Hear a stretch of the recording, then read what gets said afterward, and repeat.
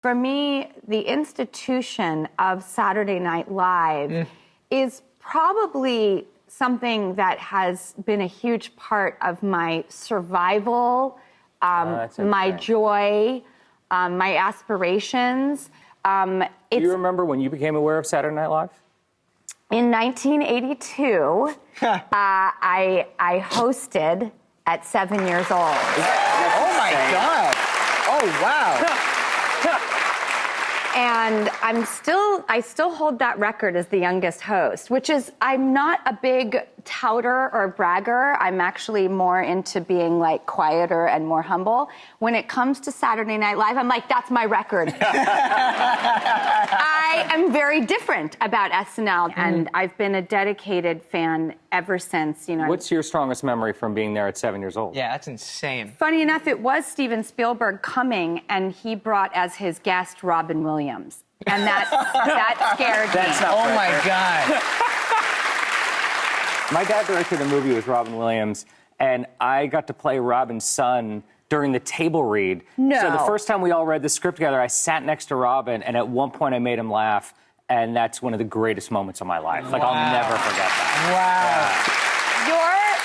Your father was the great Ivan Reitman, one of the best filmmakers ever to live on this earth. I mean, I'm partial to Meatballs, the original Ghostbusters, Stripes, the list goes on and on. When was it for you, when did you hook into SNL? I remember seeing my first episode of Saturday Night Live and thinking, oh, this must be something they do once a year. And then it was explained to me, no, they do this every single week. Every week they do 90 minutes of comedy and music, and they create it within the same week. And I became just as fascinated with, first of all, how brilliant and funny the show is, but also, how do they do this? Like, who are the people behind the scenes that are doing this every week? And every once in a while on SNL, you would see a little bumper where you'd see the crew and you see the people running backstage, and I wanted to know more about them. I love who you became as a filmmaker, growing up in this house with this iconic filmmaker of your dad, Ivan, and you've come out and you've told really beautiful stories that celebrate comedy, but also the human experience. Like, how are you such a sensitive dude? I had two good parents who really cared. I think that's it. Ooh, any advice to share? Yeah. I did not have parents growing up. What was your parents' advice? Yeah, but you were also in the objectively greatest movie ever made. So I think that will always surround you, and you will literally bring joy to every other person who you ever meet, because they will see you and they will think of E.T. in the same way that when I see you, that is what I think of. And the Steven Spielberg connection, like, he was there with me that week because it was for E.T. that I did Saturday Night Live. Yeah. And so he was there, you know. And he loves Saturday Night Live. I saw him like there. Obsessed. I went to the premiere show of the 50th season, and, you know, there he was with Lauren. Yep. Now, Well, he was there every single show of that first season. He had been hearing of, like, something cool is happening in New York. And he was really good friends with Albert Brooks, who had his film on, and they were out sort of, you know, trekking around with his Super 8 camera and 16 millimeter, like, making home movies. And Drew, you are such a film nerd. I really am, because I believe what this film is a love letter to not just entertainment, but the people who make it.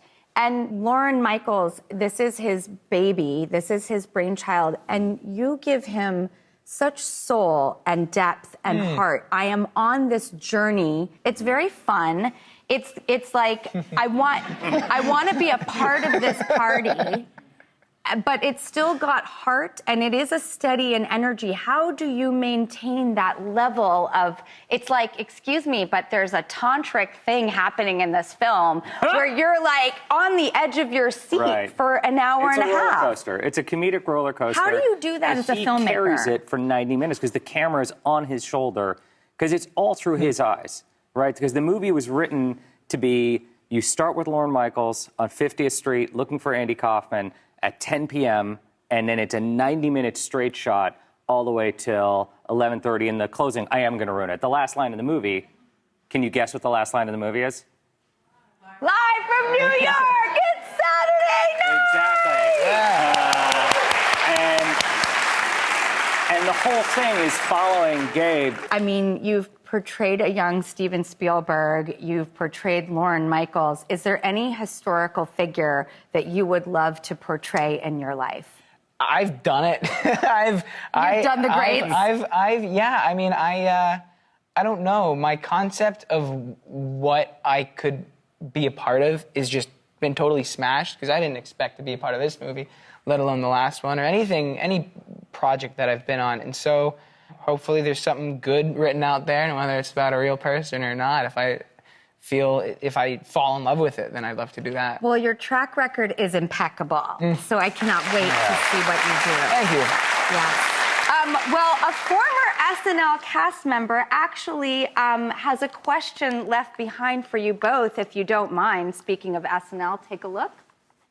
Hey guys, it's Jimmy, and this is Question Left Behind. Gabe, this is for you. Give us your best Lorneism. What have you learned from Lorne Michaels?